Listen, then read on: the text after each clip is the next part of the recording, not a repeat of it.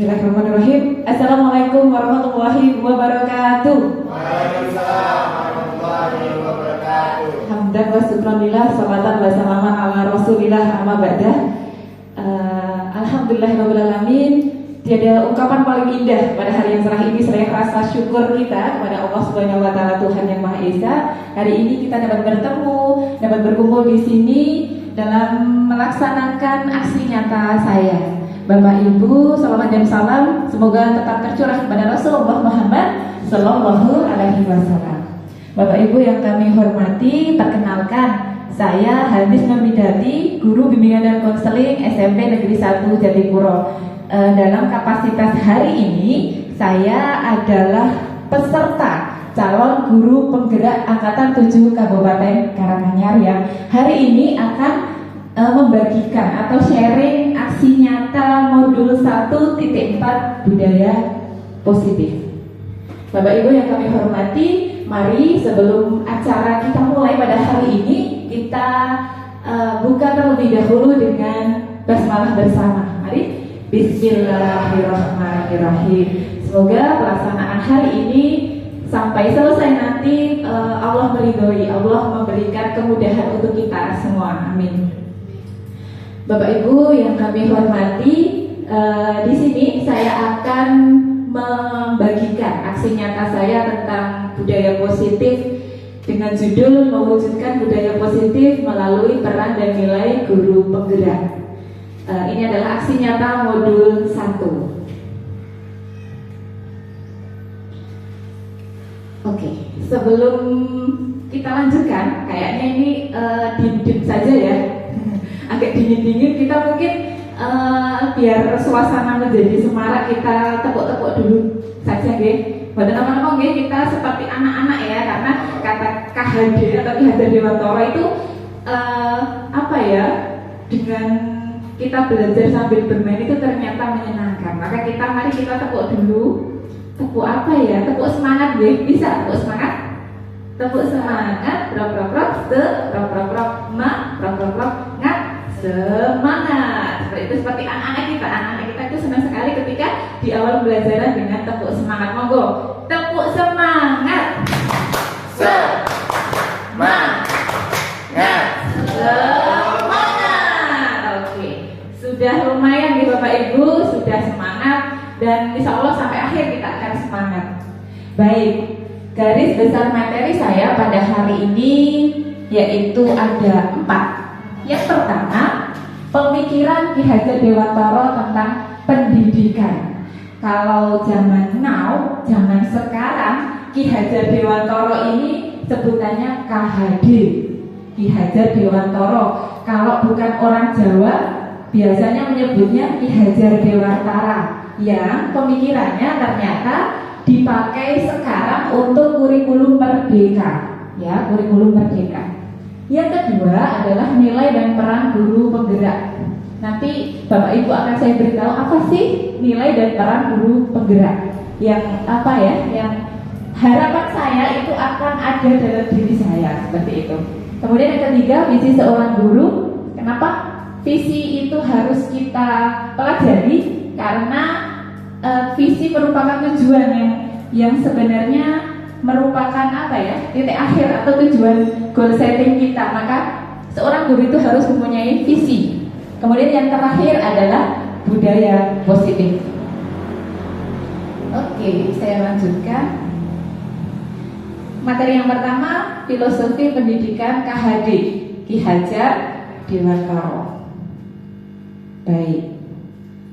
Sebenarnya ngomong-ngomong tentang KHD atau filosofi Ki Hajar Dewantara itu sama juga di PNM yang sekarang sedang viral ya, dengan kita pelajari di sana itu ada pemikiran KHD. Tentu tidak asing lagi bagi Bapak Ibu, namun hari ini akan saya ulang kembali. Ada asas pendidikan, namanya pengajaran, merupakan proses pendidikan dalam memberi ilmu atau berfaedah untuk kekelangkapan hidup anak secara lahir dan batin. Kemudian pendidikan memberi tuntunan terhadap segala kekuatan kodrat yang dimiliki anak, sehingga menurut KHD kita itu dalam pendidikan itu berpihak pada murid. Pokoknya kita itu berpihak pada murid kita. Kita memberikan pelayanan yang baik kepada murid-murid kita. Nah, ini pendidikan dan pengajaran menurut KHD. KHD itu seperti ini Bapak Ibu fotonya. Saya juga belum pernah bertemu ya, tapi familiar sekali dengan beliau. Dulu kenapa KHD ini Bapak Pendidikan Indonesia? Karena dulu sebelum masa kemerdekaan ya, itu di masa zaman kolonial, konon katanya, saya juga belum lahir waktu itu. Dulu waktu zaman kolonial, bangsa pribumi itu tidak boleh mengenyam pendidikan. Yang boleh itu siapa? Yang boleh adalah para ningrat atau kerajaan. Kemudian yang kedua, ada bangsa pribumi namun yang bekerja untuk Belanda.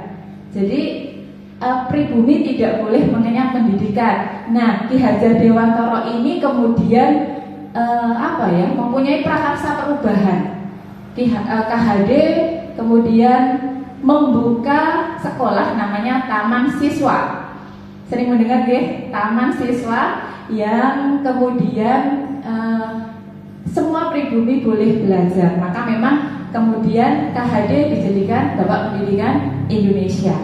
Pendidikan dan pengajaran menurut KHD merupakan usaha persiapan dan persediaan untuk segala kepentingan hidup manusia, baik dalam hidup bermasyarakat maupun hidup berbudaya dalam arti yang seluas-luasnya.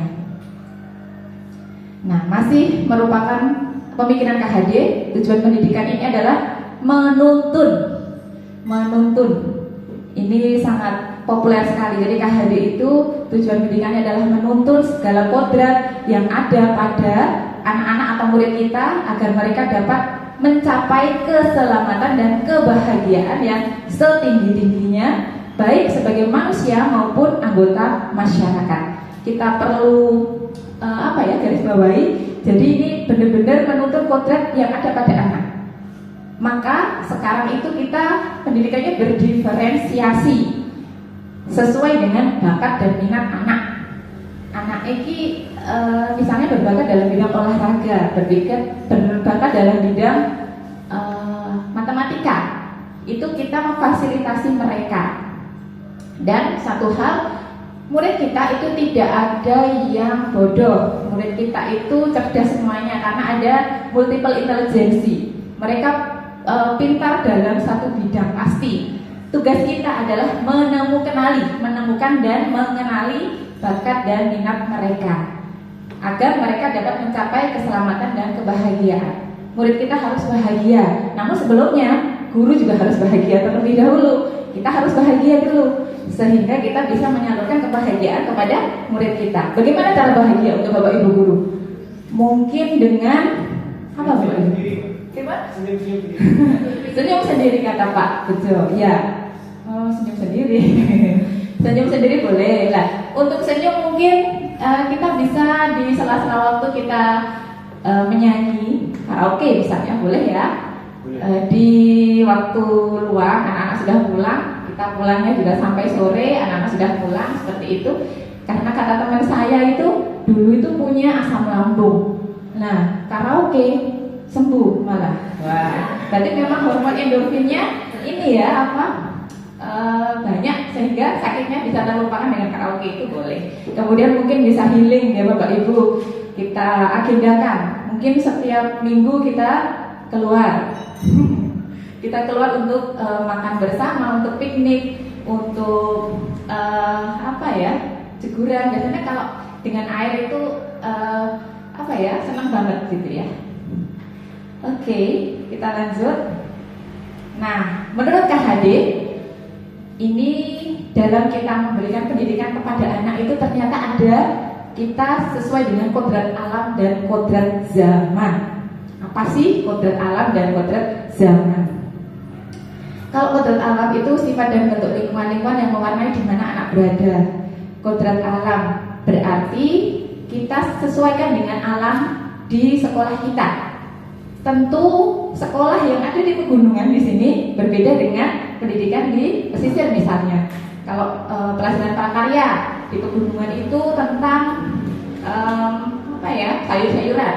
Kemudian di pesisir dengan mungkin ikan gitu ya, beda. Terus kodrat alam itu juga berarti kita ada hidup di negara Indonesia yang kaya akan seni, budaya, kultur yang luar biasa, sehingga kita sebagai pendidik juga tidak boleh mengesampingkan itu. Kita adalah bangsa Indonesia dengan budaya yang luar biasa. Ada anggah ungguh, budi pekerti, seperti itu. Nah, kodrat zaman apa? Kodrat zaman adalah cara mewujudkannya. Tentu zaman dahulu, zaman kita sekolah dengan sekarang berbeda. Sekarang anak-anak familiar dengan HP, smartphone. Dulu belum ada kita mainannya mungkin nekeran. Kemudian dulu sudah ada kartu-kartu ya Bapak Ibu, sudah ada. Sekarang juga ada. Terus sekarang ada handphone dengan informasi yang luar biasa, dengan berita yang bisa dengan jari kita. Anak-anak kita seperti itu. Zaman sekarang beda dengan zaman dulu. Maka menurut KHD kita juga mendidik murid sesuai dengan zamannya. Ini juga sesuai dengan Ali bin Abi Thalib, didiklah anakmu sesuai dengan zamannya, gitu. Jadi ini juga merupakan pemikiran dari KHD. Kodrat alam, kita memikirkan kodrat alam dan kodrat zaman. KHD pun juga menciptakan itu namanya budi pekerti. Budi pekerti atau watak atau karakter merupakan perpaduan antara gerak, pikiran, perasaan, kehendak atau kemauan sehingga menimbulkan tenaga. Ya, biasanya budi pekerti ini juga dipakai untuk visi sekolah ya, unggul budi pekerti seperti itu. Nah, budi pekerti ini di dalamnya ada kognitif atau cipta, kemudian afektif atau karsa, dan yang terakhir psikomotor atau karya. Sehingga dalam budi pekerti ini sebenarnya ada kognitif, afektif, dan psikomotor sesuai dengan tujuan dari pembelajaran kita. Dulu kan kalau di tujuan itu ada kognitifnya gitu ya, C berapa gitu ya, kemudian A berapa, kemudian ada P berapa. Jadi kognitif, afektif, dan psikomotor. Kognitif itu kemampuan berpikir, afektif itu perasaan, lalu psikomotor adalah kegiatannya. Baik, saya lanjutkan. Nah, ini adalah intisari pemikiran KHD dari tadi ya, sudah saya simpulkan. Yang pertama adalah menuntun, yang kedua berpihak pada murid, yang ketiga memanusiakan manusia. Anak kita itu juga manusia, kita harus memanusiakan dia. Tidak boleh nih Bapak Ibu kita murid kita datang kemudian kamu terlambat push up 15 kali. Itu namanya bukan manusiakan manusia, geng. Nah, nanti akan saya jelaskan di budaya positif itu ada namanya restitusi.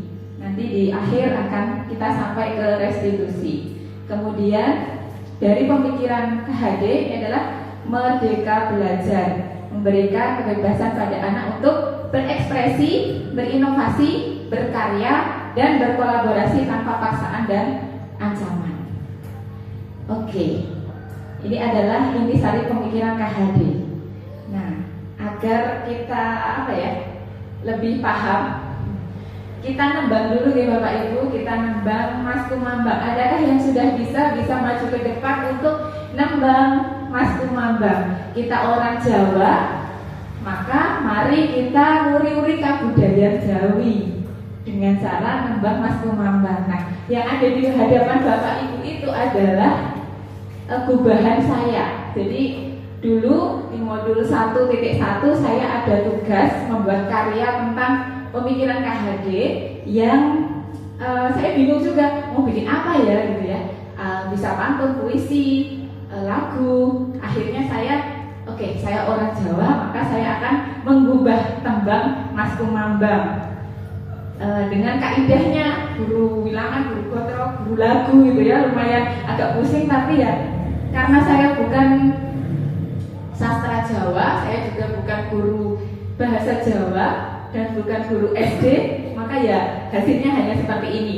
Saya berusaha, saya guru bimbingan konseling, namun saya bisa nembang. Monggo Bapak Ibu kita nembang bersama, atau adakah yang sudah bisa? Sedang sakit ya, kita belajar bersama. Sekedar saya beri contoh terlebih dahulu. Ini adalah tugas saya waktu itu. Kita dengarkan dulu suara yang pas-pasan ini, kemudian nanti kita akan bersama nembang ya Bapak Ibu. Tembang mau copat Mas Kumambang, lirik pemikiran Ki Hajar Dewantara. Bapak Pendidikan Indonesia iki Ki Hajar Dewantara, berjuang marang pribumi, taman siswa ingkang nyoto.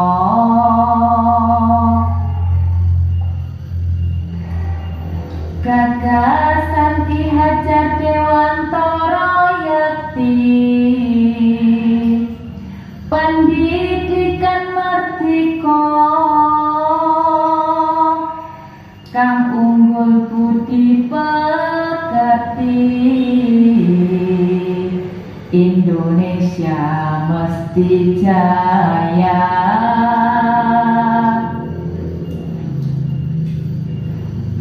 Tantangan zaman globalisasi kuwi, bebas akses berita lan revolusi industri, pelimot dilaksanakno. Matur nuwun. Sakit ya Bapak Ibu, sudah bisa? Sudah, oke.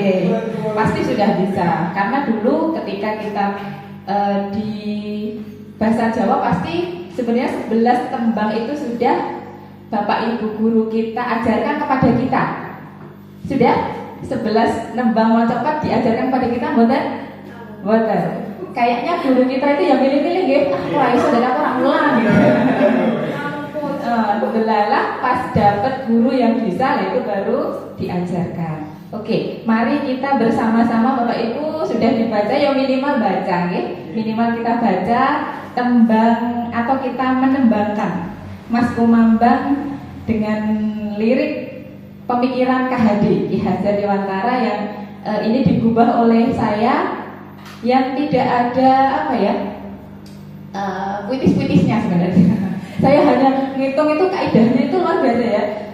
Bapak pendidikan kan gitu ya, kalau nembang itu harus apa 11A apa 7I atau bagaimana itu ya. Akhirnya saya bisa membuat tiga podo. Nggih leres Bapak Ibu. Podo nggih leres nggih. Jadi 3 bait itu bahasa Jawane 3 podo. Oke. Nggih. 3 podo nggih. Monggo Bapak Ibu, ini live dari saya. Tadi kan hanya rekaman gini, ini live dari saya. Monggo setunggal kalih 3 Mas Kumambang nembang Mas Kumambang lirik KHD. Tunggal kalih 3. Bapak Pendidikan Indonesia iki Ki Hajar Dewantara, berjuang marang pribumi, taman siswa ingkang nyoto. Kita lanjut ke podo kedua. Apa yang berani Bapak Ibu? Bersama-sama beraninya ya? Berani mendengarkan. Berani mendengarkan. Monggo yang kedua. Tunggal kalih 3. Gagasan Ki Hajar Dewantara Yekti, pendidikan merdeka kang unggul budi pekerti, Indonesia mesti jaya. Luar biasa, kedua lebih baik.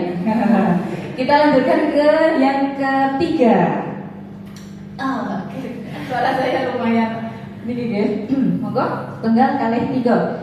Tantangan zaman globalisasi kuwi, bebas akses berita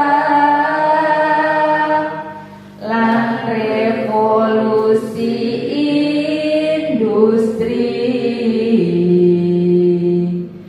P5 dilaksanakno. Ye, tepuk tangan untuk kita semua. Luar biasa, luar biasa. Wah, hebat deh. Jadi kita tetap nguri-nguri kebudayaan Jawi. Jangan sampai kita melupakan budaya kita. Tidak boleh kemudian nek zaman bahku dhewe kulo ki iso, saiki ora iso gitu. Jangan sampai. Jadi ya kita sebagai orang sekarang, apalagi kita guru gitu Bapak Ibu. Jadi mari kita tetap belajar kebudayaan Jawi. Oke, saya lanjutkan. Tadi sudah sampai sini. Oke, baik. Ini adalah demonstrasi merdeka belajar dari saya. Yang pertama, saya memberikan kesempatan untuk bereksplorasi. Anak-anak itu bebas untuk bereksplorasi. Atau bereksplorasi itu apa? Boleh ide gitu ya. Bereksplorasi sendiri. Dia dengan kemerdekaannya mereka belajar, kemudian memberikan pendampingan. Saya tetap memberikan pendampingan. Lalu saya juga memberikan kesempatan mereka untuk berdiskusi. Ini berdiskusinya itu di luar sekolah. Jadi pendidikan itu kita mengajar tidak hanya di dalam kelas ya Bapak Ibu. Kita bisa ajak mereka di luar dengan suasana yang berbeda agar ya tidak sepaneng. Kadang-kadang kita sebagai guru pun seperti itu. Kita mungkin bekerja di dalam ruangan dengan suasana yang seperti itu bosan. Maka sesekali mari kita misalnya mengerjakan aksi nyata di Gilimanuk gitu ya. Di luar dengan angin yang sepoi-sepoi, kemudian pemandangan gunung di depan mata kita. Tentu kita akan mengeluarkan bisa mengeluarkan pemikiran yang luar biasa, kemudian tambah ngantuk. Tuh, kemudian Ki Hajar Dewantara itu ada 3 hal yang terkenal sekali. Ing ngarsa sung tulodo, ing madya mangun karsa, terakhir tuturi handayani. Di mana tuturi handayani ini menjadi jargon pendidikan kita. Ini tentu tidak boleh kita lupakan. Nah, kita menyanyi lagi nih ya. Merdeka, kurikulum merdeka sudah kita terapkan. Yang beberapa kelas itu masih kurtilas, yang beberapa sudah kurikulum merdeka. Profil pelajar Pancasila tentu adalah tujuan kita. Nah, profil pelajar Pancasila kan pinter Bapak Ibu? Ada berapa? Yuk. Ada berapa profil pelajar Pancasila? 6. Ada pendapat yang lain? 7. Baik. 5, oke. Padahal ini sudah 1, 2, 3, 4, 5. Berapa? 7, 6. 6. Oke. Ada 6 ya Bapak Ibu, tadi yang menjawab 5, kemudian ada 7. Ya kalau 5 tambah 1, 6 gitu ya. Kalau 7 tambah 1, 6. Oke. Belajar Pancasila itu biar kita hafal dengan lagu. Kalau saya biasanya dengan lagu becak. Nah, becak bagaimana? Belajar Pancasila, beriman dan bertakwa pada Tuhan Yang Esa dan berakhlak mulia, berkebinekaan global, gotong royong mandiri, kreatif dan bernalar kritis. Nah, gampang gak? Gampang. Oke, kita coba. Jadi untuk anak-anak kita yang kurikulum merdeka itu mereka juga harus tahu sebenarnya tujuannya apa sih? Mereka mempunyai profil belajar Pancasila dengan mau belajar Pancasila nomor siji biasanya sulit, tapi dengan lagu itu mereka akan bisa. Mari bersama-sama kita nyanyikan lagi, kita menyanyi lagi. Kita menyanyi lagi profil belajar Pancasila dengan lagu becak. Monggo, 1, 2, 3. Belajar Pancasila, beriman dan bertakwa pada Tuhan Yang Esa dan berakhlak mulia, berkebinekaan global, gotong royong mandiri, kreatif dan bernalar kritis. Kalau becak itu biasanya kreatif dan bernalar kritisnya 2 kali gitu? Oh berarti oke, kita 2 kali. Nanti yang kreatif dan bernalar kritis itu 2 kali. Oke, mari kita biar tambah hafal gitu. Jadi nanti ketika dengan lagu itu biasanya langsung apa? Profil belajar Pancasila lagi, apa tuh? Belajar Pancasila, langsung nyanyi kayak gitu ya. Belajar Pancasila. Nah, ini bisa dibolak-balik nih Bapak Ibu kecuali 1. Beriman dan bertakwa pada Tuhan Yang Esa dan berakhlak mulia. Beriman dan bertakwa pada Tuhan Yang Maha Esa, kemudian berakhlak mulia itu harus yang paling awal. Iya. Kenapa? Karena adab dulu baru ilmu. Betul ya? Kita itu harus beriman dulu, berakhlak mulia dulu, baru mungkin ia ilmu, bernalar kritis, mandiri, kreatif, gotong royong seperti itu. Yang pertama itu tidak boleh dibolak-balik. Nek sing bisa 4 yang bawah itu dibolak-balik tidak apa-apa. Oke, mari kita hafalkan profil belajar Pancasila. 1, 2, 3. Belajar Pancasila, beriman dan bertakwa pada Tuhan Yang Esa dan berakhlak mulia, berkebinekaan global, gotong royong mandiri, kreatif dan bernalar kritis, kreatif dan bernalar kritis. Tepuk tangan. Tepuk tangan terus ya pokoknya ya. Oke, saya lanjutkan. Oke, nilai dan peran guru penggerak. Nah ini nilai dan peran guru penggerak. Peran guru penggerak itu pembelajaran, menggerakkan komunitas praktisi, coach bagi guru lain, kolaborasi antar guru dan pembinaan murid. Kemudian nilai guru penggerak mandiri, reflektif, kolaboratif, inovatif, dan berpihak pada murid. Ini adalah peran dan nilai guru penggerak yang saya harapkan akan ada pada diri saya. Nah, yang hampir sama apa Bapak Ibu yang perlu saya garis bawahi adalah kolaborasi. Seperti kegiatan kita hari ini, ini adalah kolaborasi. Kita berkolaborasi untuk belajar bersama, ada kolaborasi. Kemudian kalau di pembelajaran itu mungkin juga ada kolaborasi antara murid dengan murid. Misalnya ada dengan bikin kelompok, itu kolaborasi murid dengan murid. Kemudian ada kolaborasi dengan guru. Kalau saya di bimbingan konseling, bahkan saya berkolaborasi dengan orang tua siswa, orang tua murid. Karena saya harus tahu apa sih bakat minat mereka dengan berkolaborasi. Oke, langsung saja saya percepat. Visi guru penggerak.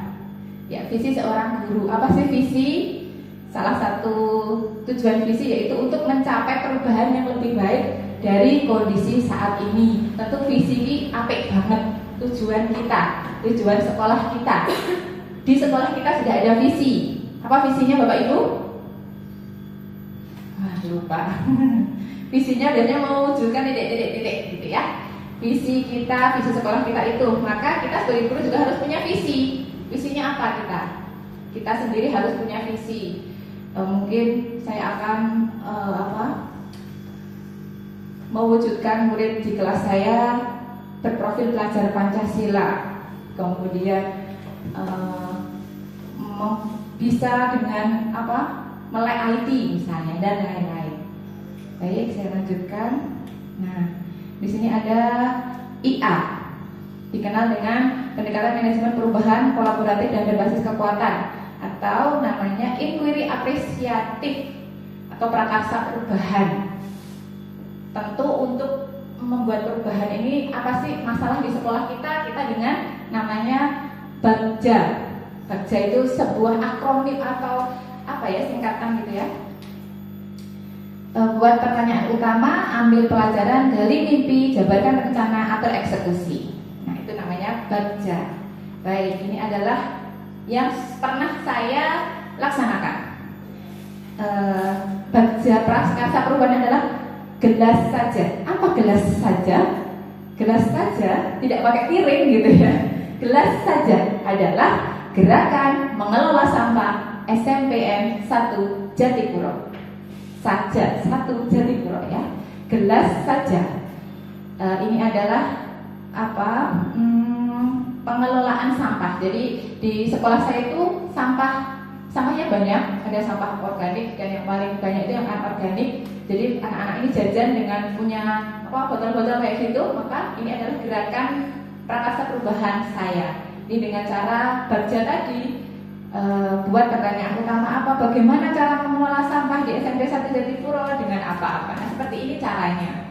Jadi untuk prakarsa perubahan ini adalah jembatan keledainya. Itu kemudian yang kedua, ambil pelajaran. Ada juga pertanyaannya, tindakannya apa. Lalu gali mimpi. Apa sih keinginan kita nanti gitu ya? Apa yang harus dilakukan warga sekolah agar pengelolaan sampah berjalan dengan sesuai rencana. Nah, saya lanjutkan, jabarkan rencana. Ini rencananya, kemudian yang terakhir atur eksekusi. Nah, ini adalah prakarsa perubahan saya yang saya beri nama gelas saja, bukan sendok saja ya, tapi gelas saja.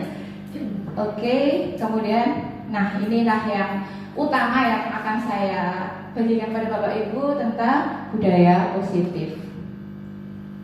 Nah, ini adalah teori kontrol. Dulu itu katanya guru memontrol murid gitu ya. Kemudian semua penguatan positif bermanfaat dan efektif. Orang dewasa mempunyai hak untuk memaksa. Padahal itu salah.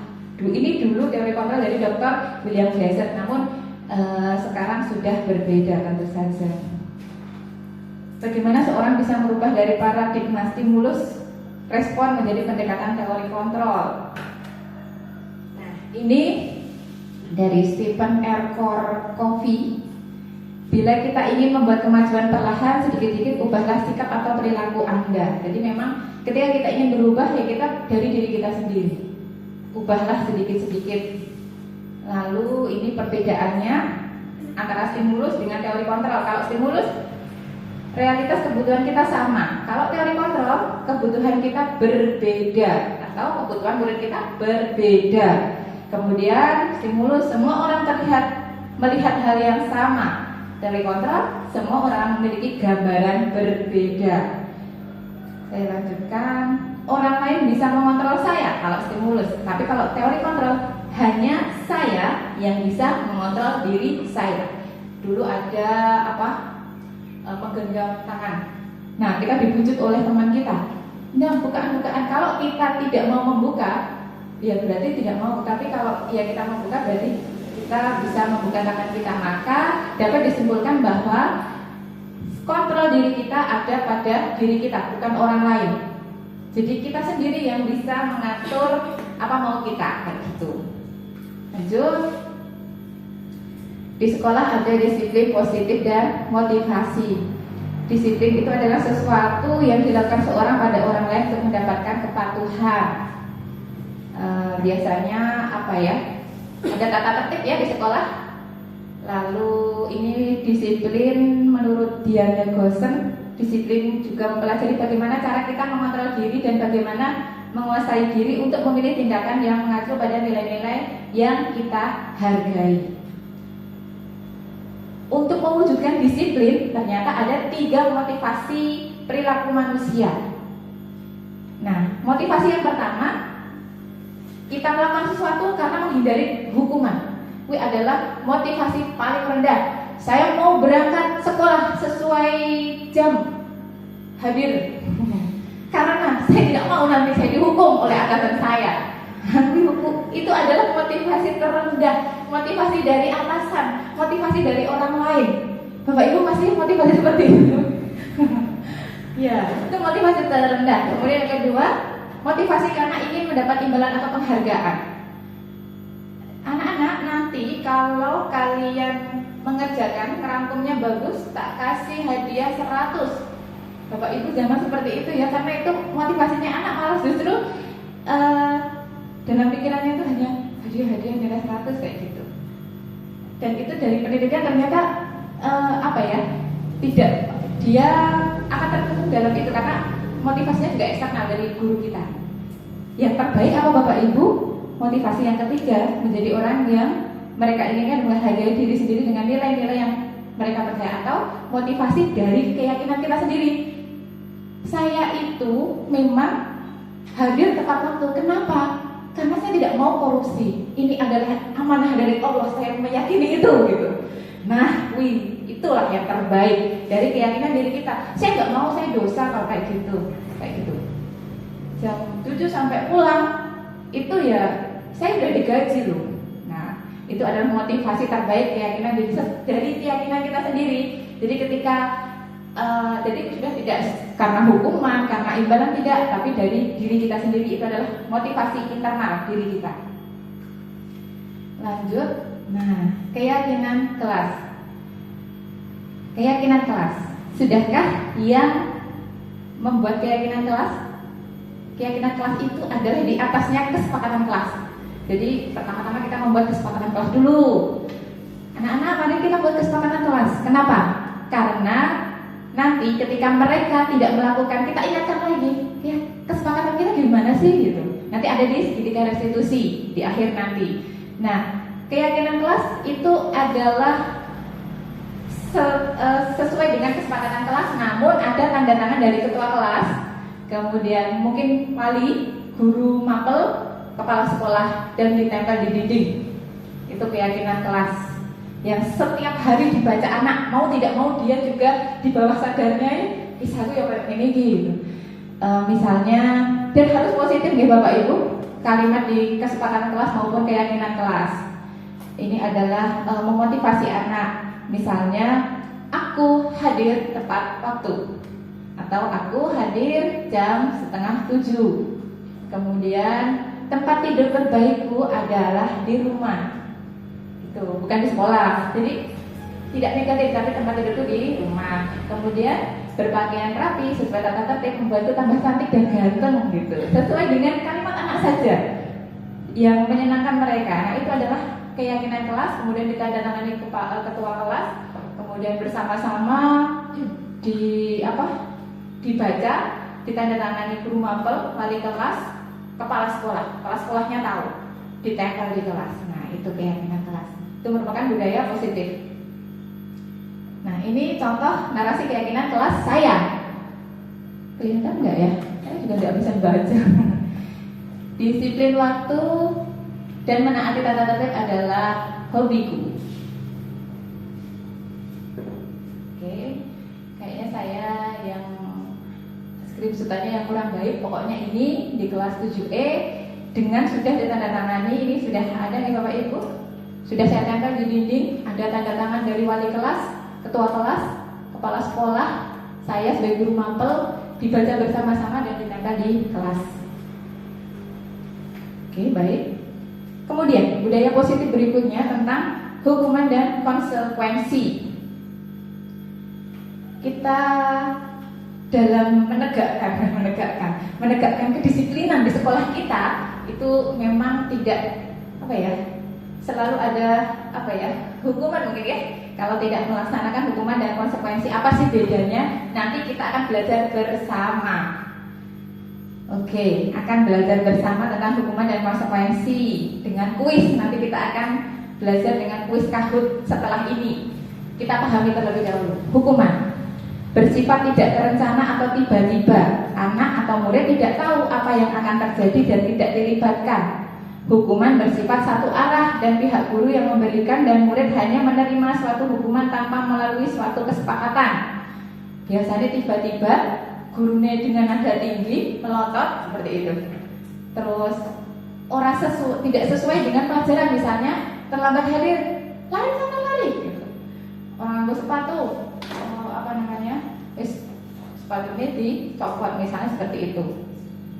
tidak boleh pakai sepatu. Kemudian kalau konsekuensi apa? Sudah terencana, sudah disepakati.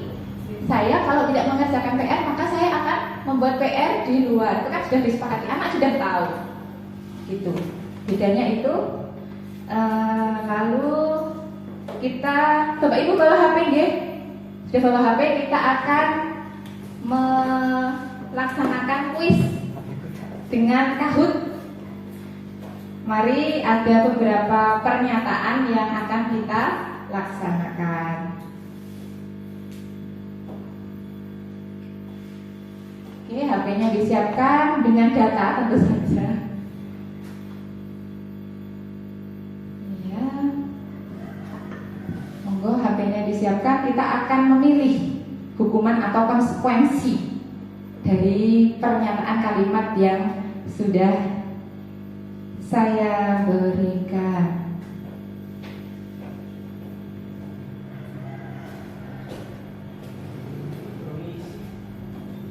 Sebentar, pinnya ya, menunggu pin. Bapak Ibu di Chrome, kemudian ditulis Kahoot, milih yang paling atas, kemudian, nah ini pinnya, masukkan pinnya Bapak Ibu.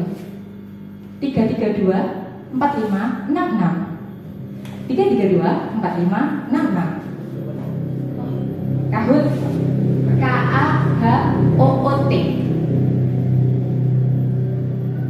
Kahoot. Sampun bisa join, kok belum ada? Ditulis nama panjenengan.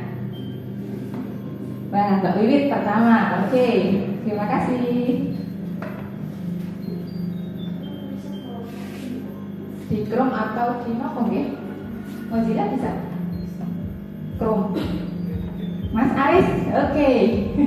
Sudah masuk. Monggo, berikutnya. Mbak Desi, oke. Mas Mulat.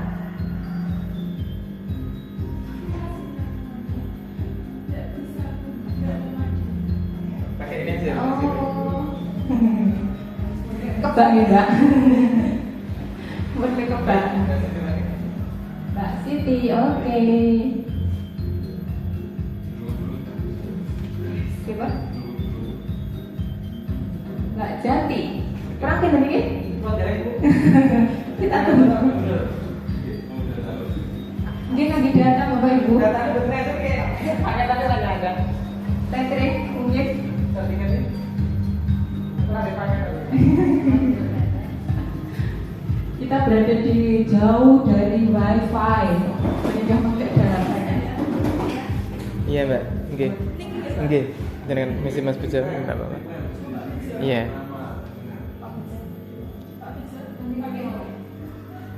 Dia ngomong dari ini kok kayak ini. Mas Anto, tinggal Pak Bejo.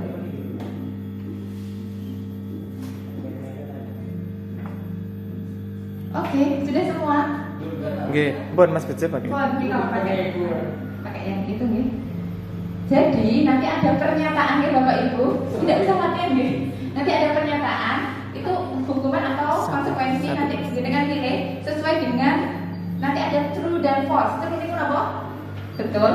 False salah. Jadi kan jawab wah ya salah apa betul menurut kok. Gampang banget. Oke, kita ganti. Boleh. ganti apa? Enggak, ini dulu nih, Pak. Oh, niki lambang ini. Ini masak betul. Next. Bisa, Bu. Oh bisa. Oke, dengarkan dulu ya.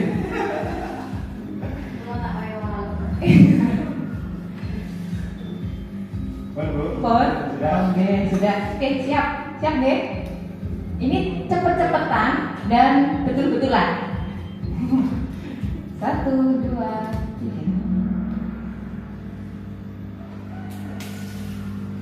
Soal hukuman dan konsekuensi. True and false. Nah ini pertanyaannya di sini. Mencatat 100 kali di dalam buku kalimat saya tidak akan terlambat lagi merupakan hukuman. True atau false? Coba banget gini mau. True atau false? Pertanyaannya ini kan dulu. True atau false? Coba. True. Menyampaikan nanti. Makanya mau bisa dicek. Wah, Salah. seru. Nanti kalau centang hijau, betul gak Bapak Ibu? Ini betul bersiji nih. Sing.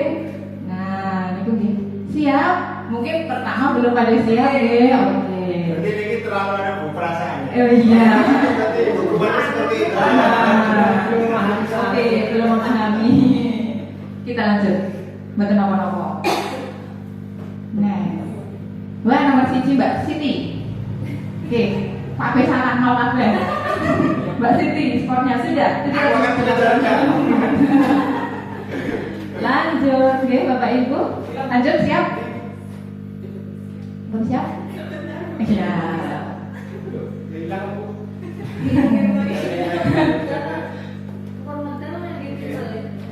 Oh, lanjut saja ya. Oke. Lari mengelilingi lapangan basket 2 kali karena terlambat hadir di sekolah merupakan konsekuensi. Betul nopo salah? Lari mengelilingi lapangan basket 2 kali karena terlambat hadir di sekolah niku merupakan konsekuensi. Betul nopo salah Bapak Ibu? Membagongkan memang. Konsekuensinya itu. Oke. Tidak hijau nopo boten jenengan. Ejo betul.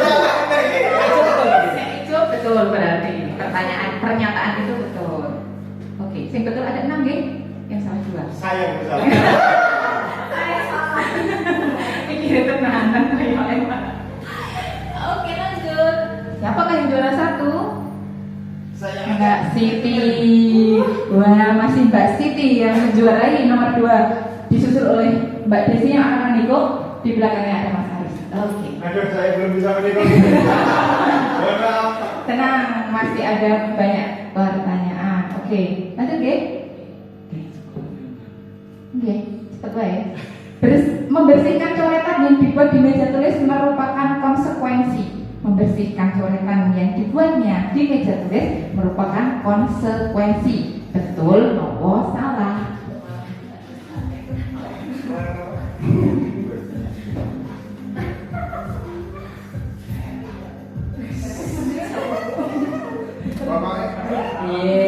Betul nggih? Betul. True, betul. Konsekuensi ya. Ada 5 yang betul. Saya belum menjawab, Bu.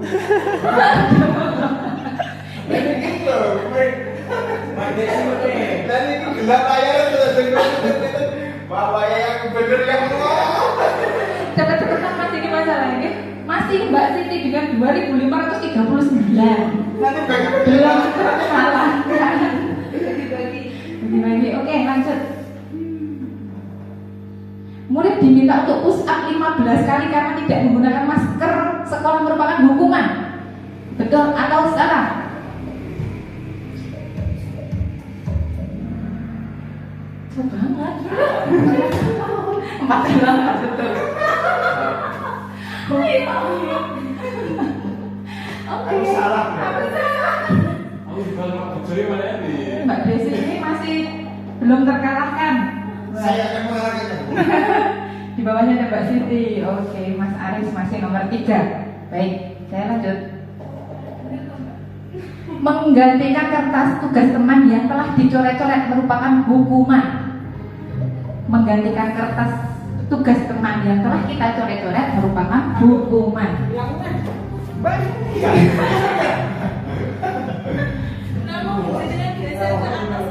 Berarti kelali bingung. Baru itu. Salah itu penyemangat Bu Niko. Oke, bukan hukuman, tapi konsekuensi harusnya. Karena kan menggantikan kertas Tinggal teman ya. masih terjawab. Oke, kita lanjut. Masih Mbak Desi. Tolong Mas Aris. Saya berusaha lebih baik. Kemudian Mas Ulan nomor 4 tak iki. Akan menikung. Padahal pertanyaannya seharusnya saya. Mbak Desi sudah Mbak Desi. Lanjut. Pertanyaan nomor 6. Berjemur di lapangan basket pukul 12 siang karena ngobrol dengan teman merupakan hukuman.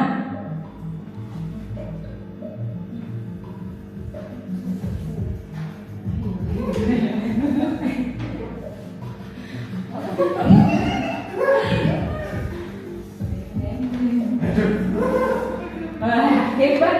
Semuanya betul. Semuanya betul, betul. Saya benar salah. Berarti kayak betul kabeh yo posisinya. Mbak. Kenapa Bapak Ibu? Kenapa? Meskipun sama betul. Tepat ya. Nomor 7 Mas Aris. Wah. Tapi kaca ikut sini kamu itu berapa itu? 13. Oke. Siap-siap coba ini sih. Jangan salah. Jangan lagi. Oke. Lanjut. Murid diminta bertelanjang kaki sepanjang hari karena tidak menggunakan sepatu, merupakan konsekuensi. Yes.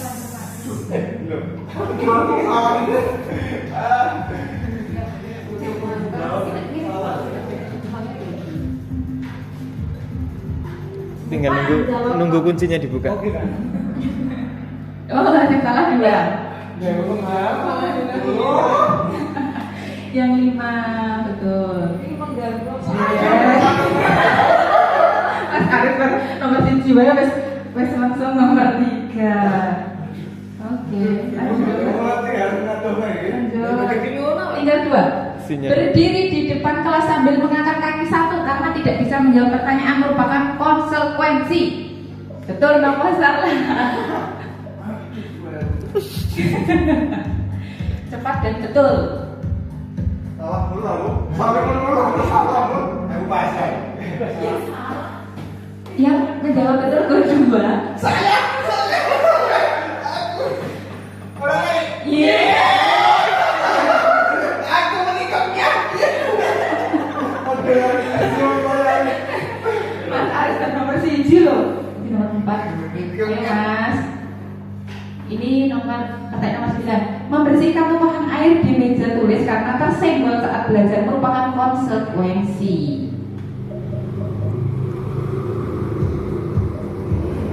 Siap tuh. Terus gagal pause ya. Nah, gagal itu. Dia adalah konsekuensi. Hati-hati. Salah-salah tuh. Iya, konsekuensi di hotel. Oke. Lanjut. Siapa ini? Juara 1 tetap Mbak Desi. Nomor 4 aku. Tinggal 1 lagi. Tinggal 1. Terakhir mati-matian ini ya. Terakhir. Terakhir ini siapakah yang akan kita satu dari kehilangan 10 menit jam istirahat untuk mengerjakan tugas karena terlambat datang merupakan hukuman. Kehilangan 10 menit jam istirahat untuk mengerjakan tugas karena terlambat datang merupakan hukuman. Salah. Kenapa? Salah. Aku salah itu. Jawabannya salah. Jawabannya salah. Jawabannya salah. Semua. Iya. Oke, sudah selesai 10 soal. Tetap saya ini juara 2. Aku rasa gagal bolos. Kita lihat deh Bapak Ibu. Podiumnya nomor 3 adalah Bu Siti. Juara 2. Oh ya, Mas Mulat. Juara 1.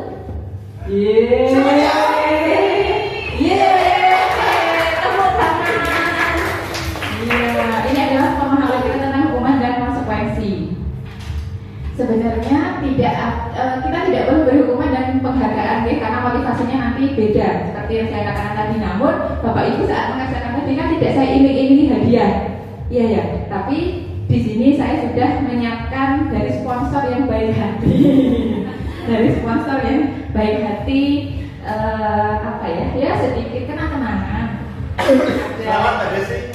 Ada 3. Wah, 3 selamat buat aku sendiri. Ada 3 yang naik podium. Ada tas cantik dari Balai Besar Pendidikan untuk Pendidikan Profesional (LPMP). Kemudian ada termos, termos dari BPGP, Balai Besar Guru Penggerak. Kemudian yang terakhir ada t-shirt, ada kaos, 1 kaos Dari Google. Google. Semua ada sponsor ya, watermarknya. Ada ya. Karena tidak modal. Tidak modal. Nah ini dari apa? terbang bersama belajar ini. Ini Google pasti pengen ini. Belakangnya bagus. Akan saya beri kesempatan untuk yang juara satu untuk memilih. Oke. Pilih tremos, pilih tas, atau pilih kaos Mbak Desi. Kalau gitu yang juara 2. Pulang gimana teman gue? Oh, SMP, yang juara 3 Mbak Siti. Terus ini Gunting batu kertas nih Pak. ada kaos, siapa yang berminat ini? Merdeka Belajar Evo, Google for Education, Belajar ID. Kemudian ada tas dan ada tremos. Ini kalau di pegangnya orang dia apa ya? Kenapa ya? Tas. Mas Pula kalau ini tas kayak gini mau? Itu untuk yang putri mohon Bu. Oh, ini untuk yang memberikan putri. kebebasan putri itu memiliki tasnya. Oke. Tremos, Putri juga? Yang biasanya mak-mak bawain tremos ya? Iya. Oke. Monggo Mbak Desi, Mas Mula dan Mbak Siti maju kita. Siap. Ada piagamnya tak Pak? Nanti saya piagam. Oke, monggo. Berarti Mbak Siti. Mbak Siti pilih. Miki Mbak. Miki sampai kayak gini ya. Ya kakak saja. Jenengan yang juara satu mana siapa? Mbak Desi, Mbak Desi. Mbak Desi. Ini mana Mbak? Empat nomor yang Mbak. Jenengan pilih. Nah, pilih. Bisa ya? Kamu juara satu loh. Oh, kita cek 1, 2, 3. Saya. Oh iya, terima kasih. Monggo kita foto dulu. 1, 2, 3.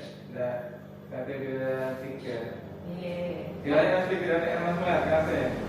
Di balik betul. 1, 2, 3. 3, 2, 1. Wow. Terima kasih. Tentu motivasi jenengan tadi bukan karena hadiah, ya, karena terakhir kan saya ini bonus saja. Baik, saya lanjutkan. Ini keluar saja ya. Wah, terus gimana tadi? Oke. Oke. Lanjut.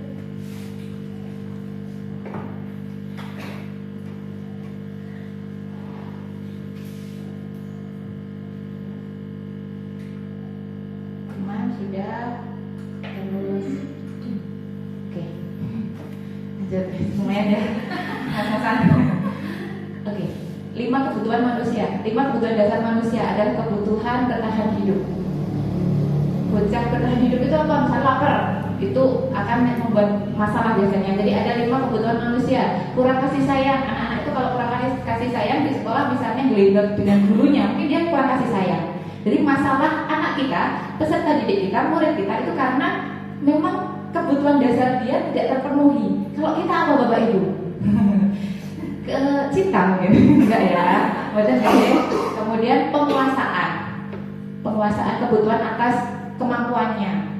Orang tahu dipuji, orang tahu dikai penghargaan, itu mungkin dia kurang kebutuhan dasar penguasaan. Kemudian kebebasan itu dia pengennya bebas, selalu terkungkung misalnya. Dia anak-anak kita dan kita sendiri juga butuh kebebasan. Yang terakhir kesenangan, kebutuhan untuk merasa senang. Biasanya anak itu jahil sekali, pengen ganggu koncone ben guyu diguyoni seperti itu, berarti dia kurang atas kebutuhan dasar kesenangan.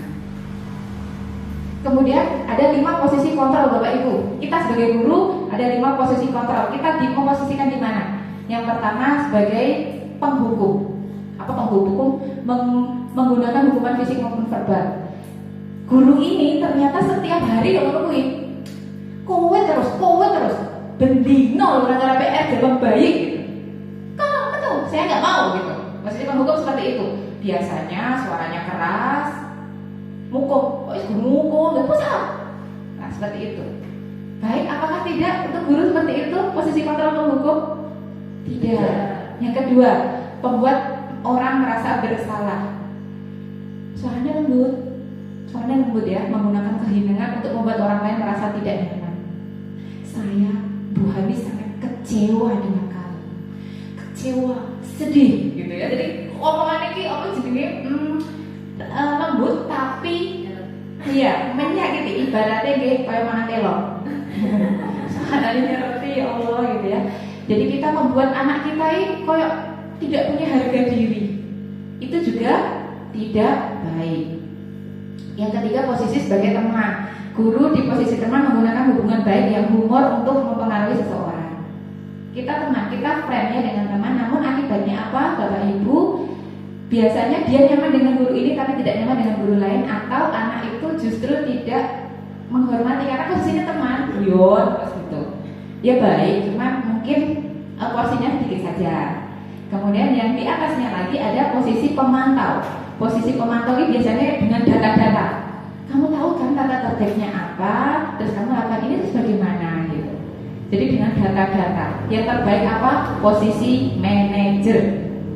Posisi manajer ini guru berbuat bersama dengan murid, mempersilahkan murid mempertanggungjawabkan perilakunya. Dengan tentu yang berpikir atas kelakuan yang salah itu jadi dari murid sendiri. Rencananya apa itu dari murid sendiri. Ini adalah posisi manajer. Yang terbaik adalah posisi manajer. Mungkin juga bisa posisi teman dan pemantau. Yang kurang baik atau tidak baik adalah posisi penghukum dan pembuat orang merasa bersalah. Nah, kita sampai di segitiga restitusi. Opo segitiga restitusi? Restitusi adalah proses menciptakan kondisi bagi murid untuk memperbaiki kesalahan mereka sehingga mereka bisa kembali pada kelompok mereka. Di guru penggerak memang diajari guru itu kalau anak itu tidak disiplin dengan segitiga restitusi. Segitiga restitusi itu klarifikasi, menawarkan, menuntun, fokus pada solusi, pada karakter, dan memperbaiki hukuman. Apa segitiga restitusi?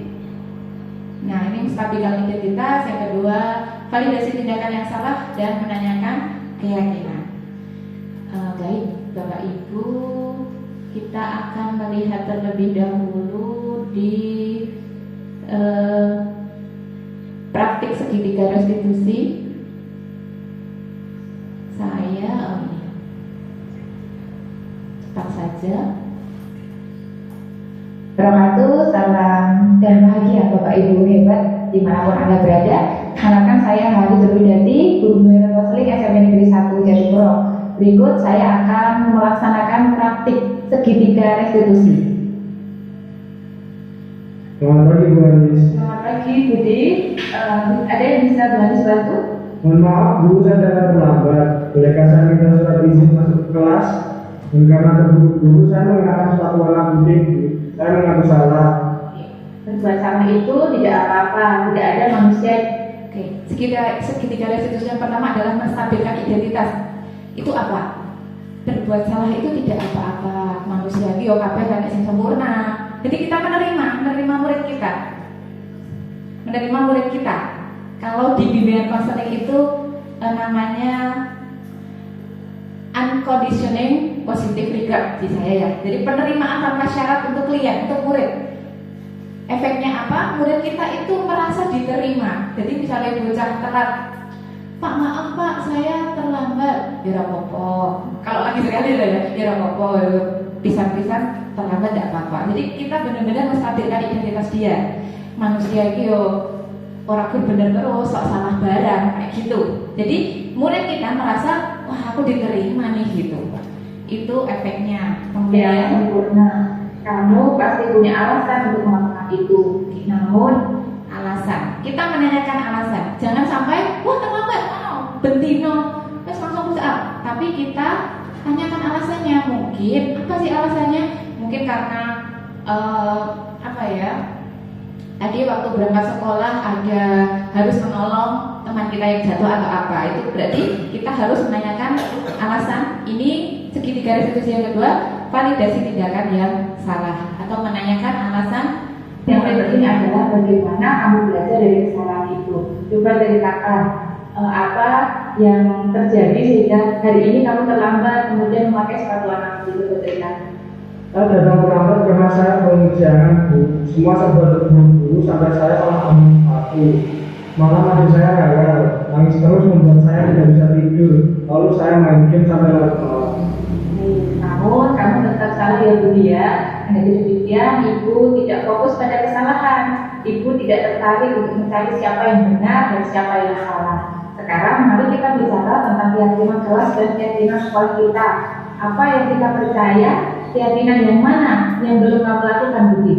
Disiplin waktu adalah hobiku dan berpakaian rapi sesuai tata tertib sekolah bikin aku tambah bangga. Iya betul.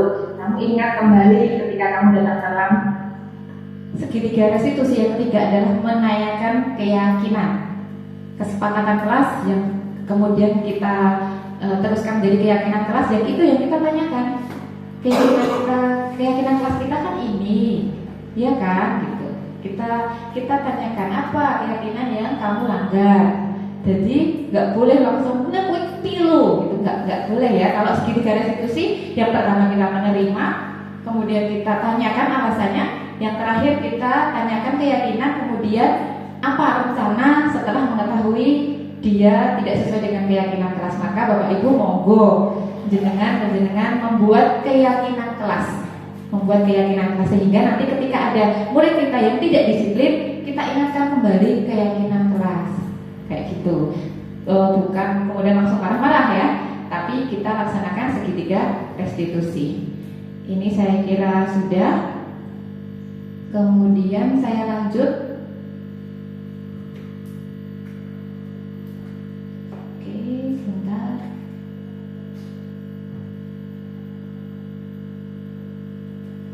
Ya, hampir selesai. Oke,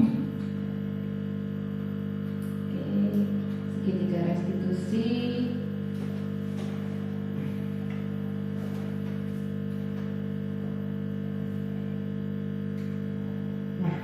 Agar kita hafal segitiga restitusi, ada tepuk segitiga restitusi. Tepuk segitiga restitusi, prok, stabilkan, prok, validasi, prok, yakinkan, prok, segitiga restitusi. Ya, biar hafal 3 hal yang kita laksanakan. Mari Bapak Ibu, di akhir kegiatan kita akhiri dengan tepuk ya, tepuk segitiga restitusi. 1, 2, 3. Tepuk segitiga restitusi.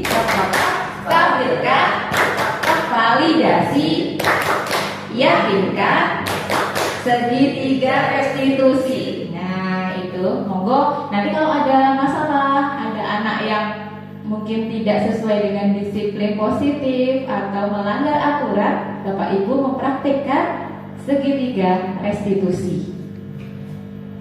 Oke, saya lanjutkan. Nah, ini aksi nyata saya, aksi nyata budaya positif yang sudah saya laksanakan ada 3. Yang pertama adalah membuat kesepakatan kelas. Saya pakai post-it, anak-anak menuliskan, kemudian ditempel di depan, terus saya simpulkan, kemudian kita membaca bersama dan kita taruh di dinding kelas. Kemudian dari kesepakatan kelas, saya juga membuat keyakinan kelas. Ada penandatanganan dari ketua kelas, wali kelas, membaca bersama, kemudian kita tempel di kelas. Ini kelas 7E, membuat keyakinan kelas. Kemudian yang ketiga, saya membuat budaya positif namanya pemikat. Apa pemikat? Penelusuran minat dan bakat. Sehingga Bapak Ibu, memang saya pengen mengetahui, menelusuri minat dan bakat anak-anak saya dengan cara apa? Ini ada outbound. Kemudian saya dalam pembelajaran itu saya minta mereka menggambarkan cita-cita mereka. Jadi biasanya ada yang gambar bokong bis, bokong truk, kayak gitu. Jadi memang dia pengen jadi driver, pengen jadi gambar bego, pengen jadi bekerja di tambang. Kemudian ada yang menggambar mesin jahit, berarti dia pengen menjadi penjahit. Seperti itu saya sudah menelusuri minat dan bakat mereka. Kemudian ini yang sebelah sana itu saya dengan sosiodrama. Nah, ada anak-anak yang berbakat acting. Nah, hidupnya seperti drama. Acting enak banget ya. Nah, itu saya buat sosiodrama. Yang terakhir saya ketemu dengan orang tua saya mengundang orang tua untuk kita berbicara. Ini loh Bu, putra panjenengan ini berbakat di bidang ini. Nanti tolong ketika sekolah lanjutan di sini, disemangati, didukung dan lain-lain. Ini dengan bertemu dengan murid. ini dengan orang tua murid.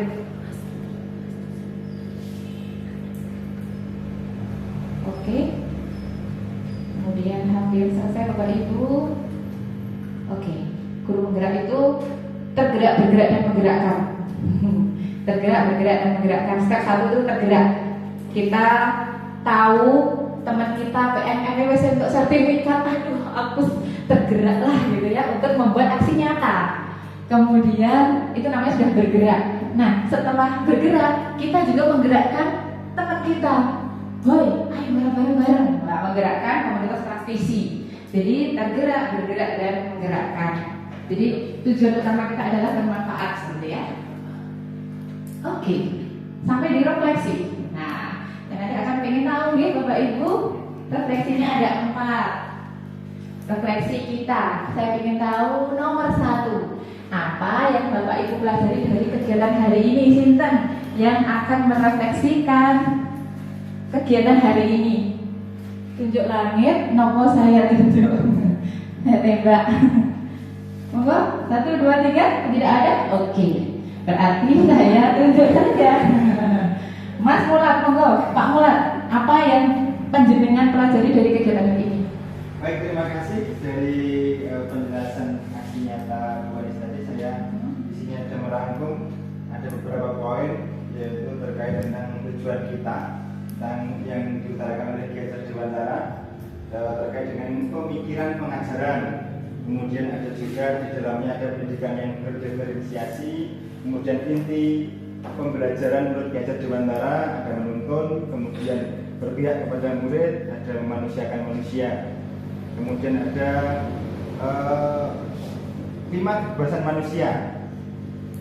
Kemudian juga ada posisi kita sebagai seorang guru itu di mana atau kontrol posisi. Itu ada yang terbaik, ada 3 menurut saya, manajer, kemudian teman, juga sebagai pemantau. Iya, tepuk tangan, super sekali. Luar biasa, luar biasa. Biasa di luar, di luar. Betul Bu. Luar biasa, Bu. komplit banget ya, pakai komplit.